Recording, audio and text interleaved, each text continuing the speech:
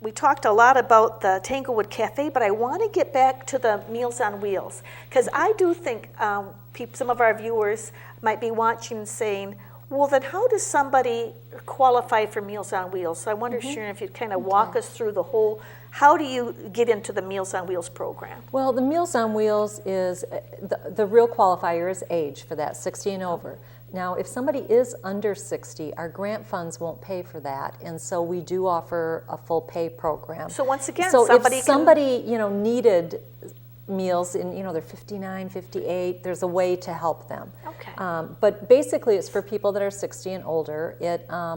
It's for somebody who's kind of homebound. Maybe you've been ill, maybe you've been in the hospital, maybe you just can't stand for a period of time to cook anymore. You can't get out to shop, and somebody's bringing your groceries in, and then what do you do? And and a lot of the people we see are alone. They've lost their spouse, so it's hard for them to take care of themselves and cook for themselves, cook good. You just don't want to cook a big meal for one person. A can of soup and call it good. Yeah, but if you start eating like that, you're going to end up malnutrition. You're going to end up being in the hospital.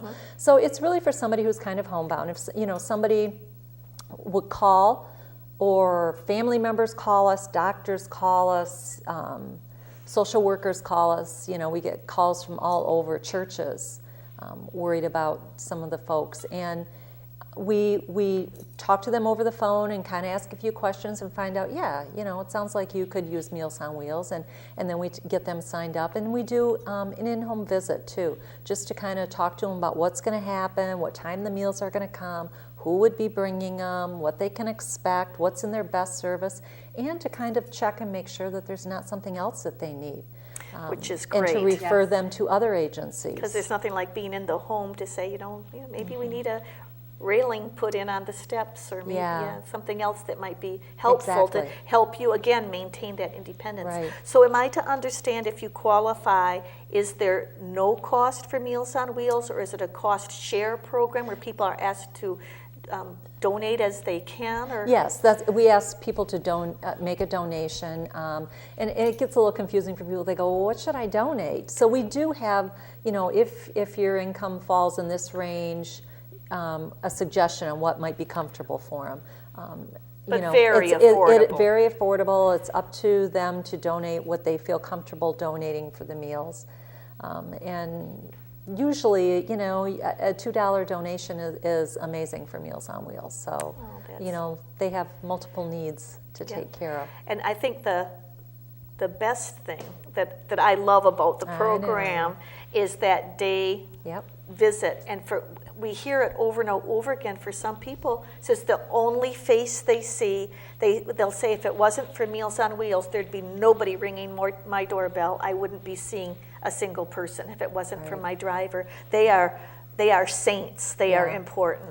There was a survey just done in Michigan about Meals on Wheels, the home delivered meals, and they found that every day in Michigan, some client's life is saved by a Meals on Wheels program. Wow. That somewhere in Michigan, someone is found on the floor, someone is found ill and needs help. We actually had a driver find someone in a snowbank. The person had gone out to get their mail, walked out the door and fell and was laying there when the driver got there. He saved his life. And so that's an amazing statistic. So it's more than a meal. Good nutrition's important. Like you said, these people are on the ground and making eye contact with these people every day. They're lifesavers, really. They know when something's happened to them by the way they're acting, and can alert somebody to it. They come back to our office and say, I'm worried about Mary today. Can you make a call to her daughter and have her daughter buzz over there and check on her? That's what our drivers do. Yeah. It's a safety check. It gives families reassurance that someone is there. A wonderful program. And Meals on Wheels, again, covers all of Muskegon County, but Ottawa County and Oceana County as well. So it's no small program that you're running there. 50 routes each and every day, and we've got drivers 50 drivers on the road from Pentwater to Jenison to Holland and everywhere in between. Yeah. It's really mind-boggling when you think, you know, the amount of food that you put out. And it's always a struggle when you're putting out that amount of food and traveling all that distance. And Especially I know, with the gas prices nowadays. Yeah. So I know Meals on Wheels, many people donate to it. It pulls at people's heartstrings. I know you're going to be one of the beneficiaries from the Dancing with the Stars we are. fundraisers. Yes. And it's And that community, people value you. And that community support is so important.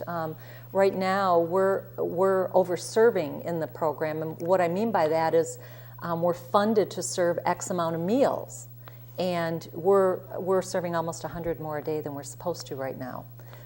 But we refuse to have a waiting list. We've done that in the past, and it just is too detrimental to these people, and we won't do it. So efforts like the Dancing with the Stars are what is making it happen. And of course, we're working hard with Governor Snyder and the current legislature.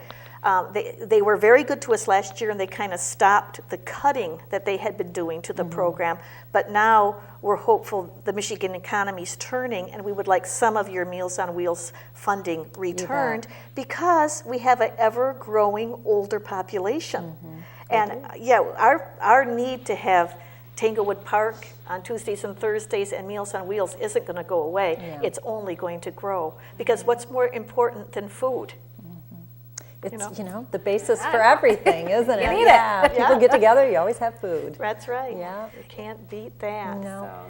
So I hope that today that we've really kind of enlightened some people about Tanglewood Park, because when I'm on my show, I'm always talking about the 4 agencies, because we're trying to create a one-stop shop for older adults.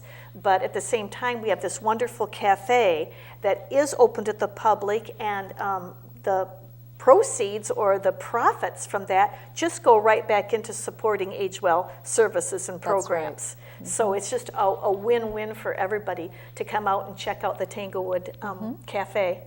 Now, before we're done, Chelsea, I'd like you to repeat the phone number for people who are interested in the discount dining and how to get that card loaded up with money. Okay. If you would loaded up with money. That's it. Meal credits. You would come to Tanglewood Park, and you would walk in the front doors, take a right, and go to the glass window, and there you can pick up a registration form and fill that out. That's also where you would pay for your meals, and then you would go into the cafe. If you would like to come for Thursday night dinners, you can either come into the cafe and sign up, or you can call 231-733-8644 and put your name on the reservation sheet.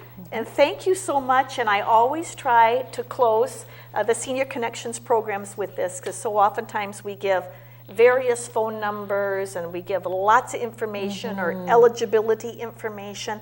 But really, one of the other agencies housed at Tanglewood Park is call 211. So simply by dialing 211 and asking questions, they're going to get you connected with all the Age Well services. You bet. So we look forward to having a whole lot of visitors to the Tanglewood Park Cafe, and the phone might start ringing. We'd love to. For some more Meals on Wheels. Great. Again, thank you so much for being my guest today.